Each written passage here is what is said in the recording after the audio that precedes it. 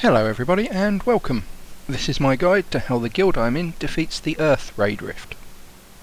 This rift is designed to be done by 10 people, but up to 20 can be in the raid and all are eligible for loot and the inscribed source stone, so it is probably advisable to bring extras at least for the first few times you are attempting this rift.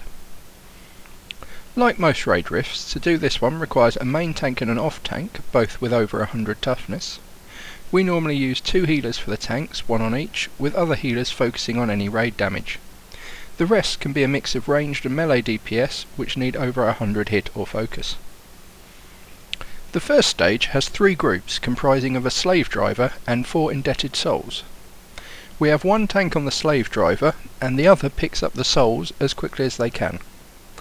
The most difficult part of this phase is normally picking up the souls quickly enough, as they can easily kill a non-tank in 1 or 2 hits. This will normally be your healers that get killed. The souls and the slave driver both hit quite firmly, so healers need to make sure the tanks are not killed, while holding back on healing enough that they allow the souls to be picked up. All DPS should focus on the slave driver, as when he dies the souls will run off, thanking the raid for freeing them. The souls can be crowd controlled, so this can be used if necessary. When the third slave driver is killed, the stage is complete. The second phase is reasonably straightforward. 3 transmorphic shards will spawn and should be picked up by the tanks. A third tank can be used if available, as we are doing here, but we normally just stick with the 2. These shards will teleport around and tend to reset their aggro after a teleport.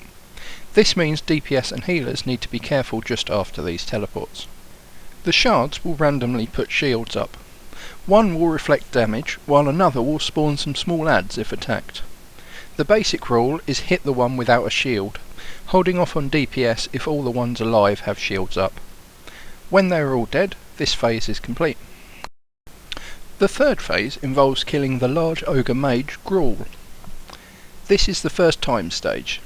This boss cannot be tanked, so any tank should switch to a DPS role for this phase. Gruul will target random people and cast 3 bolts of earth at them. If these all crit, they can have a good attempt at one-shotting people, so healers need to be on their toes, while any resistance buffs available are useful here. At low health he will start summoning earth veins that will place a buff on him, reducing the damage he takes.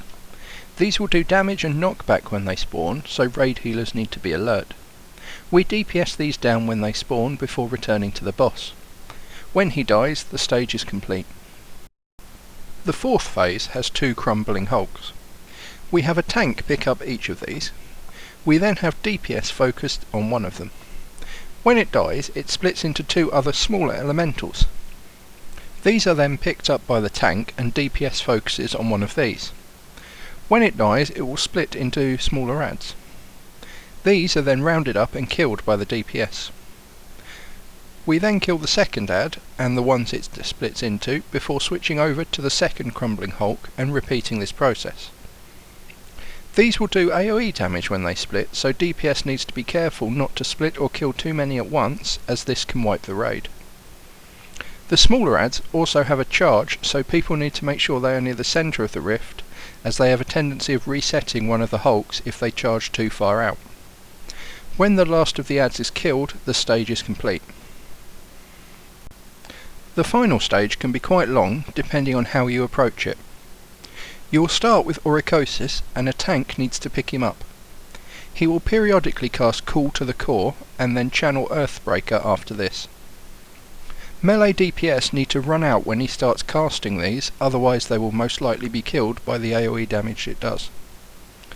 Healing on the tank should also be up to compensate as well. The waiting in this stage comes from the 4 adds he has standing around him. From about 50% of his health onwards he will cast Call Servant on what seems to be a 2-minute cooldown. This will activate one of the Iron Servants around him. Have your off tank pick it up and all DPS kill it off. We then wait for him to free 2 more before returning to DPSing the boss and killing him. When he dies, the remaining servants will be free, and as they all do AoE damage, this can wipe a raid if too many of them are alive at once.